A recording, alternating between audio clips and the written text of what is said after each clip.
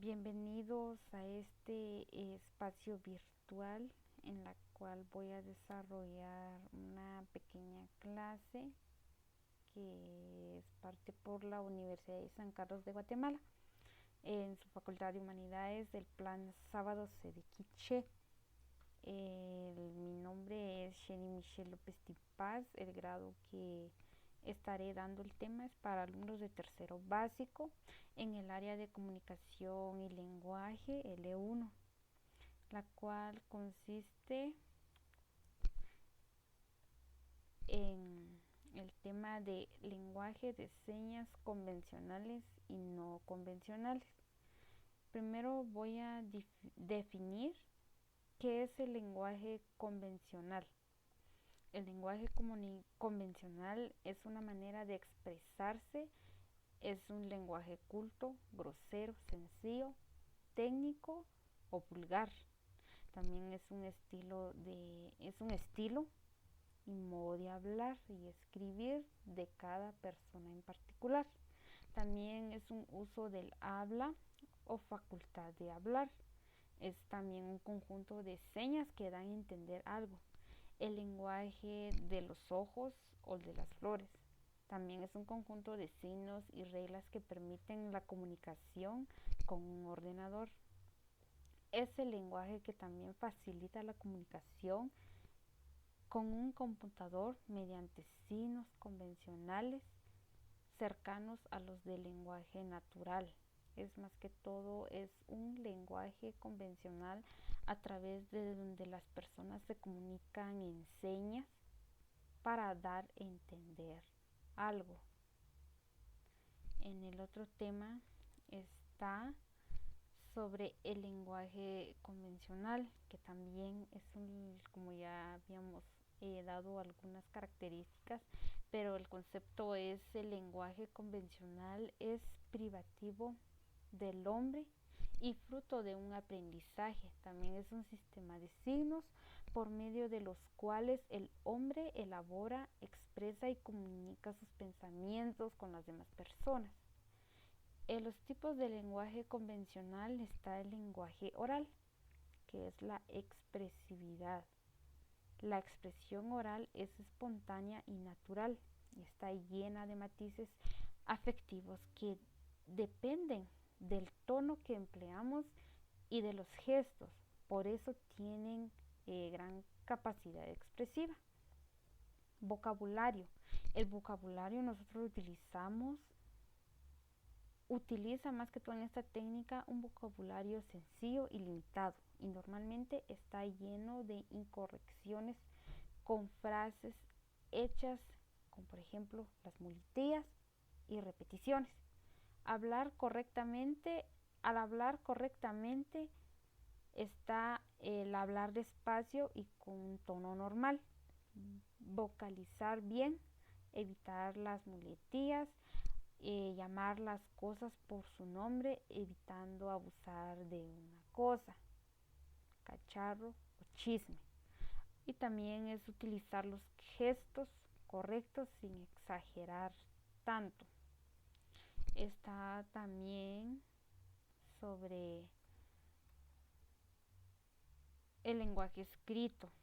El lenguaje escrito requiere de un impreso o un manuscrito, que solo pueden acceder a ella quienes saben leer y escribir.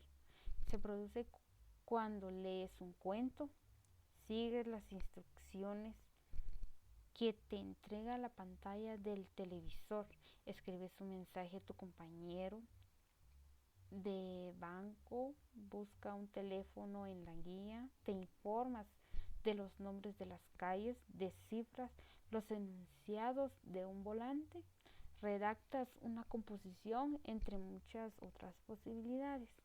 Las características del lenguaje escrito: está la expresividad, ya es el menos expresivo y espontáneo, y carece de gestos.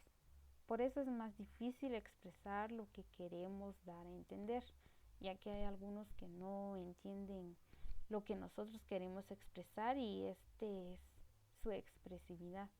El vocabulario, se puede usar un vocabulario más extenso y apropiado, ya que de tiempo a pensar más y se puede corregir si nos equivocamos en algo.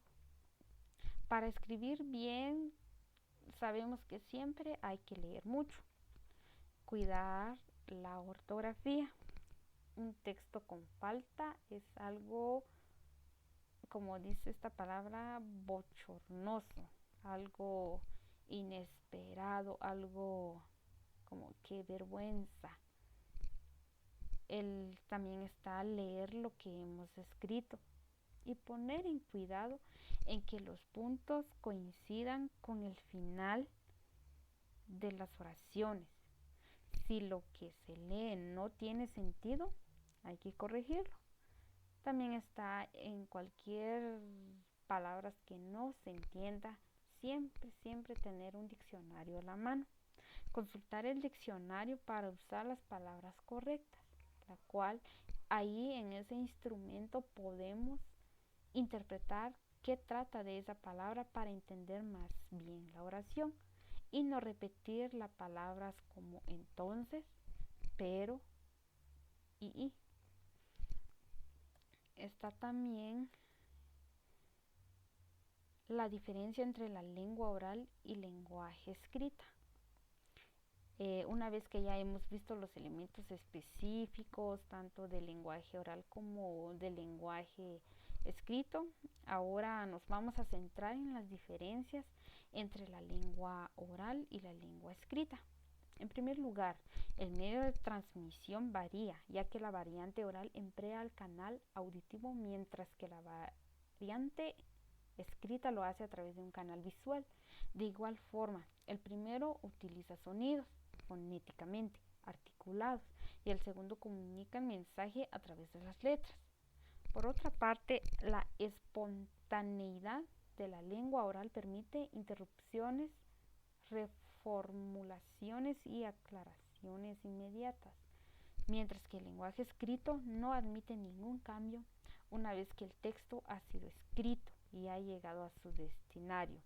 En relación a lo anterior, la lengua oral se acompaña de gestos, lenguaje no verbal y cambios en la entonación que no están presentes en la lengua escrita, cuyo único medio de la transmisión es el signo gráfico. Por esta razón, el lenguaje escrito es más pulcro, organizado y cuidado. También está sobre el otro tema que vamos a definir, que es el lenguaje no convencional. Es el proceso de comunicación en el que existe un envío y recepción de mensajes sin palabras, es decir, mediante indicios, gestos y signos. En él no hay una estructura sintáctica, por lo que nos pueden analizarse secuencias de constituyentes jerárquicos. El otro sería los tipos de gesto. Primero, gestos emblemáticos o emblemas, podríamos decir. Los emblemas son señales emitidas de forma intencional con un significado específico y muy claro. En este proceso, el gesto representa una palabra o un conjunto de palabras bien conocidas.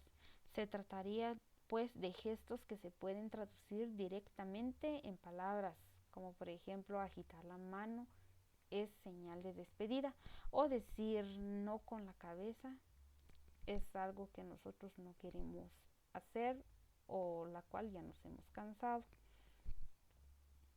Está también sobre el número 2, que es gestos ilustrativos o ilustradores, que son producidos durante la comunicación verbal y sirve para ilustrar lo que se está diciendo oralmente. Se trata de gestos conscientes que varían mucho según la cultura. Se unen al lenguaje, pero se diferencia de los emblemas en que no tienen un significado que se pueda traducir directamente, ya que la palabra a la que van unidos no les da su significado. Es decir, el gesto sirve a la palabra, no la significa. Como la sirve, recalcándola, enfatizándola e imponiéndole un ritmo que por sí sola la palabra no tendría sentido. Un ejemplo de gesto ilustrativo es cualquier movimiento del cuerpo que desempeñe un papel auxiliar en la comunicación no verbal. Por ejemplo, mover las manos de arriba y hacia abajo, o como aleteando para indicar muchos o muchos a muy lejanos. O podríamos ser como estas imágenes que tienen el signo de sí, está bien, perfecto, o sí, muy bien, para que sea más entendido. Está sobre el otro aspecto, que es sobre los gestos que expresan los estados emotivos o patógrafos. Siguiendo con los tipos de gestos, los patógrafos son gestos que expresan estados emotivos y desempeñan una función similar a los gestos ilustrativos, pero no debemos confundirlos, porque en este caso se aparecen en que, al igual que ellos, también acompañan a la palabra y le otorgan un mayor dinamismo. Sin embargo, se diferencian en que los patógrafos, como hemos visto, reflejan el estado emotivo del emisor, mientras que el ilustrador es emocionalmente neutro, que el patógrafo surge del estado emocional del momento. A través de los patógrafos se pueden expresar la ansiedad o tensión del momento, triunfo, alegría y malestar, felicidad o dolor. Esto es más que todo lo que son los sentimientos que nosotros tenemos, como por ejemplo la alegría de poder ver a un ser querido, la felicidad que nos da a obtener, por ejemplo, nuestro título, o el dolor que está el otro también, que es el último, que es gracias por su atención, y principalmente gracias por poder visualizar mi video, y muy buenas tardes.